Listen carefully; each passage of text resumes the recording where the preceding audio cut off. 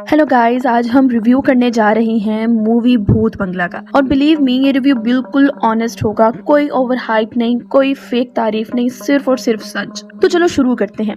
सबसे पहले बात करते हैं स्टोरी की। मूवी की कहानी एक पुराने हॉन्टेड बंगले के गिर्द घूमती है, जहाँ कुछ लोग किसी रीजन की वजह से रुकने आते हैं और फिर स्टार्ट होता है भूत का खेल।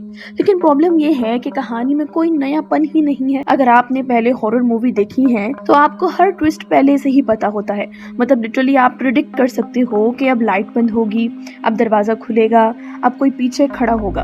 और सबसे फनी बात, जहाँ ट्विस्ट होना चाहिए था वहाँ स्टोरी बिल्कुल सीधी लाइन पे चलती रहती है। अब एक्टिंग की तरफ आते हैं। कुछ एक्टर्स ने ऑनेस्टली एफर्ट दी है, जैसे राजपाल यादव की एक्टिंग कमाल थी, लेकिन कुछ एक्टर्स की एक्टिंग थोड़ी आर्टिफिशियल लग रही थी। जब डराने का सीन होता है तो एक्सप्रेशंस इतने ओवर हो जाते हैं कि आपको डर कम और हंसी ज्यादा आती है। और कुछ डायलॉग्स इतने ड्रामेटिक हैं कि लगता है कोई स्टेज प्ले चल रहा हो, मूवी नहीं। अब सबसे इम्पोर्टेंट चीज हॉरर। देखो भाई, हॉरर मूवी का मेन काम होता है डराना, लेकिन यहाँ पे हॉरर से ज्यादा जंप स्केयर्स और लाउड म्यूजिक है। बैकग्राउंड म्यूजिक भी फुल ट्राई करता है कि आपको डराए, लेकिन स्क्रीन पे होता क्या है, एक शेडो या हल्की सी मूवमेंट। और ऑनेस्टली कुछ सीन्स इतने अनरियलिस्टिक हैं कि आपका मूड ही ब्रेक हो जाता है। अच्छा, अगर हम इस मूवी की पॉजिटिव साइड देखें तो बंगले का जो सेटअप है वो काफी अच्छा है। लाइटिंग और कुछ शॉट्स जेन्युइनली क्रीपी फील देते हैं, स्पेशली नाइट सीन्स। लेकिन प्रॉब्लम डायरेक्शन में है। सीन्स का फ्लो स्मूथ नहीं है, एडिटिंग थोड़ी वीक लगती है और सस्पेंस बिल्ड होने से पहले ही खत्म हो जाता है।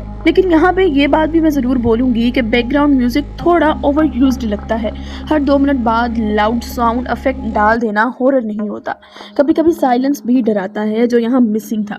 गाइस, जब हम बात करते हैं कॉमेडी प्लस हॉरर की तो हमारे माइंड में ऑटोमेटिकली एक स्टैंडर्ड सेट हो जाता है। सच बोलूं तो अगर आप नेचुरल कॉमेडी एक्सपेक्ट कर रहे हो, जहां टाइमिंग परफेक्ट होती है, एक्सप्रेशंस एफर्टलेस होते हैं, तो यहाँ आपको थोड़ी डिसअपॉइंटमेंट हो सकती है। इस मूवी में कॉमेडी थोड़ी फोर्स्ड फील होती है। मतलब जोक्स आए भी हैं, लेकिन वो दिल से नहीं लगते। ज्यादातर तो ऐसे लगता है कि अच्छा यहाँ पे जोक था, ओके ओके ओके, ये जोक था एक। अक्षय कुमार की कॉमेडी का असली मैजिक क्या होता है? Perfect timing, natural expression, situational humour. और यहाँ क्या मिसिंग था? टाइमिंग ऑफ, एक्सप्रेशंस ओवर और ह्यूमर थोड़ा प्रेडिक्टेबल था।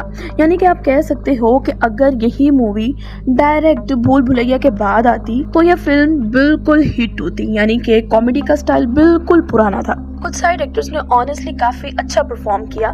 उनकी एक्टिंग ज्यादा रियल लगती है, उनका रिएक्शन नेचुरल था और वो ओवर एक्टिंग से भी बच गए। तब हम बात कर लेते हैं अपने ओवरऑल एक्सपीरियंस की। अगर आप हार्डकोर हॉरर फैन हो जो रियल और स्ट्रॉन्ग स्टोरी एक्सपेक्ट करता हो, तो ये मूवी आपको बिल्कुल डिसअपॉइंट करेगी। लेकिन अगर आप फ्रेंड्स के साथ light horror comedy type movie देखना चाहते हो, जहाँ थोड़ी हंसी भी आए, तो आप ये फिल्म जरूर ट्राई कर सकते हो। मैं यहाँ पे ये कह सकती हूँ कि ये उन मूवीज में से है जो ना पूरी तरह बुरी होती हैं, ना ही इम्प्रेसिव, बस एवरेज जोन में ही अटकी हुई होती हैं। My final rating would be 5.5 out of 10। ये फिल्म ना इतनी स्केरी है कि आप लाइट ऑन कर दो, ना इतनी बोरिंग है कि आप सो जाओ। बस एक ऐसी मूवी है जो बीच में कहीं लटक के रह गई है। अगर आपको ऐसे और ऑनेस्ट रिव्यूज देखने हैं तो हमें लाइक कर दो, शेयर कर दो और चैनल को सब्सक्राइब कर दो।